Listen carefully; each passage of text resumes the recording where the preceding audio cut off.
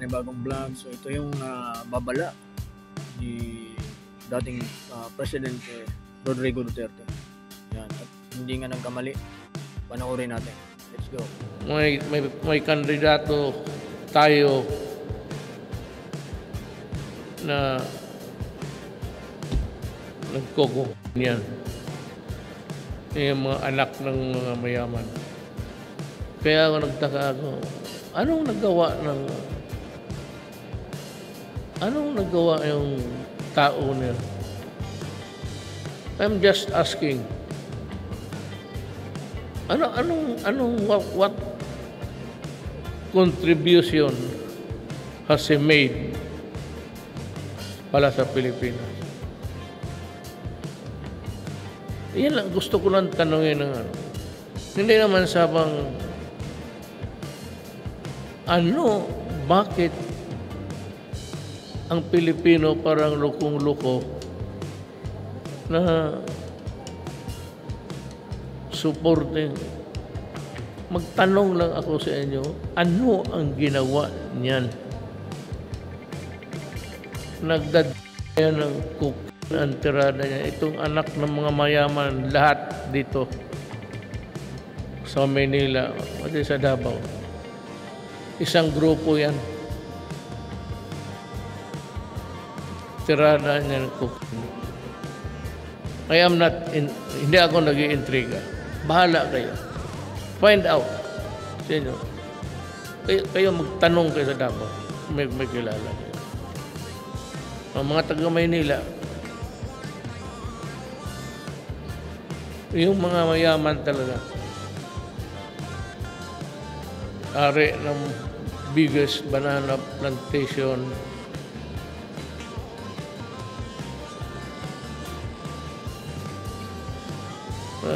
ako Pilipino, bigla na lang hindi ako naiinggit. Politika naman, may manalo, may matalo. Ganon rin ako noon. Kung walang swerte, di wala. Pero itong fascination nila sa itong kandidato na to, baka hindi talaga nila alam. Pero alam ng yung Boracay na yan. You know, when I ordered the clean up of Boracay, sabi ko linisin mo, sabi ko kay General Simato, kaya mo ba? Sabi niya, sir, kaya ko. Sabi ko, linisin ninyo. Nilinis nila. After that, yung Boracay, yung beach, sa likod niyan, may lupa. Sabi ko nga, nakuha ng mga few na mga mayaman. When you know that piece of property at the back of Boracay is still forestal. So you cannot build a residential because you need a conversion from agricultural to residential. Maraming nag-agawan. Ang ginawa ko, I ordered itong DAR. I-declare it a land reform area. Ibigay mo sa mga mangyans. Kanila yan. Sila yung pinaka. So, that's the story of Boracay. I have not been there. Kasi nung magpunta sana ako, yung mga banting, mga streamers, salamat, Duterte, nakukornihan ako. Hindi ko naman pera yan. Pera ng tao yan. Bakit kayo magpasalamat sa akin? Magpasalamat kayo sa mga tao nagtatrabaho, especially those working.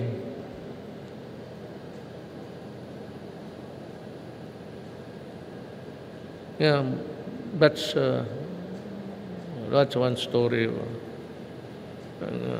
I-connect ko lang. Yan dyan silang yung mga mayaman. at hindi mahuli-huli.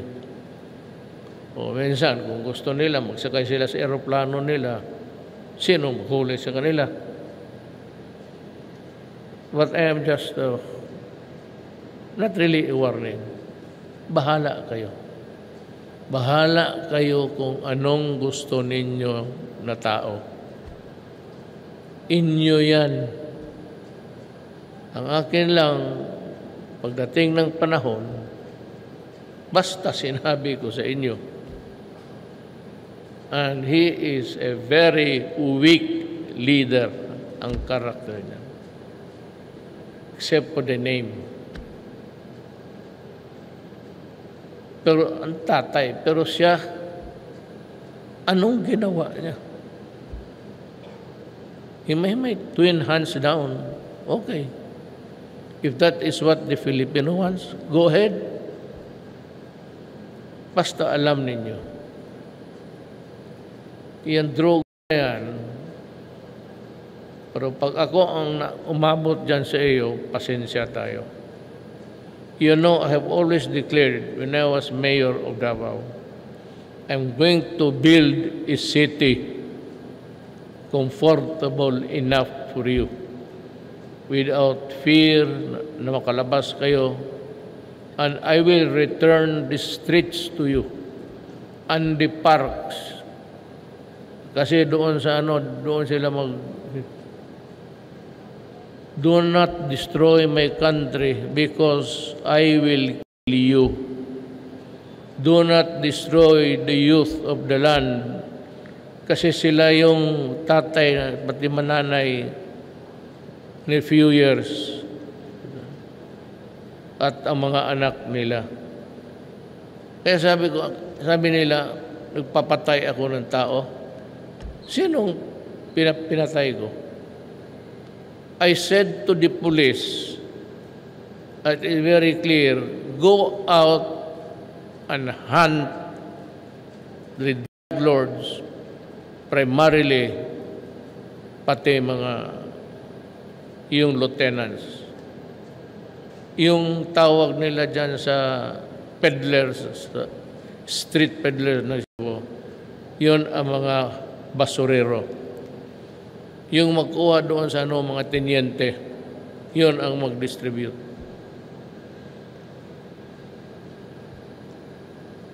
Yan ang So wag kayong talaga. Alam mo ganito yan eh. If the mayor or governor ayaw niya at ang police sumusunod rin, walang dulo. Yan tandaan ninyo. Pag ginusto ninyo na wala talaga. Andyan yung police. Sabihin mo sa kanila, go out and destroy the apparatus. But if there is a resistance, violent resistance, may mga baril man talaga, patayin ninyo. Or else kayo ang mamamatay. Yan ang guidance ko sa... police, trabaho nila yan. But you know, when I became mayor, mayor kasi tawag ko sa hindi naman presidente. When I won the election, tinawag ko yan sila lahat. Tapos si Bato, bit ko from Davao. Nung na-install siya ng PNP, sabi ko, open the records and tell me who are the guys, the big son of a... Alam mo, 7 generals were involved. Tingin ko sa customs, ganon rin. At tingin ko sa airport, ganon rin. Kaya sabi ko, I did not realize, sabi ko, I will finish it. Madali naman talaga. Patayin mo lang lahat dyan, tapos yan. Ipasa mo lang, pero, there's the law. But sabi ko, destroy the apparatus. And then, gaya ng mayor ng Osamis, has been peddling drugs. He was a drug lord. Alam namin sa Mindanao. So when I became president, ganon. Sinabi ko sa kanila, binaringan ko sila. Hindi mahirap kasi kung ang mga opisyal na pati yung pulis nasa corruption. Talagang kaya kung may pulis ka na nasa droga, tawagin mo agad si Carlos, yung chief PNP now, at sabihin mo, itong pulis na ito, itong opisyal na ito, marami yan. Marami yan. You won't believe it, marami yan. Kaya kung may suspitsa ka, I will not be mayor for all time. Lalabas din ako. Pero between now at the end of my term, sabihin mo lang kung sino. At saka huwag kayong magpatalo dyan. Sabi ko, pag ayaw ninyo, sabihin mo sa pulis, ayaw ko na droga. O unless ikaw nagdodroga ka, we are a protector. So we are in trouble. So you either dispatch him or do not wait for the anong tawag nito? I have a term for that, itong drug. It's a vicious cycle. Ang human rights, magpakita ng listahan. Ito yung pinatay ni Duterte. Ang sa likod, hindi nila pinita ano yung namatay dahil sa droga at pinatay dahil bungog sa droga.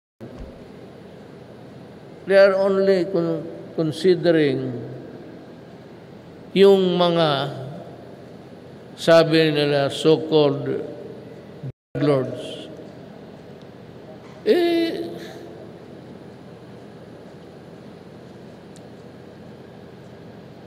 Kaya kung mayroon dyan, dispute mo na sa ibang lugar. And I'm sure the new PNP chief general would be, or just go to my office and let us talk. Mayor, I need about 30 minutes with you. Mag-usap lang tayo. I will entertain you. And I said, sabi ako, what about Mayor Drew? I'll give you all the time and tell me.